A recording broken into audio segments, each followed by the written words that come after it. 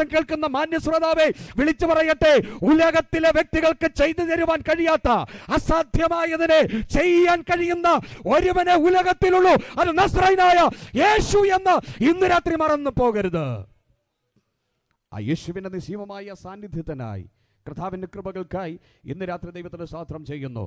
അതുകൊണ്ട് ആരാധനയ്ക്ക് വിളിക്കപ്പെട്ടവർ ആരാധിക്കണം. ആരാധനയെ തടയരുത്, ആരാധിക്കാൻ പോകുന്നവരെ തടയരുത്.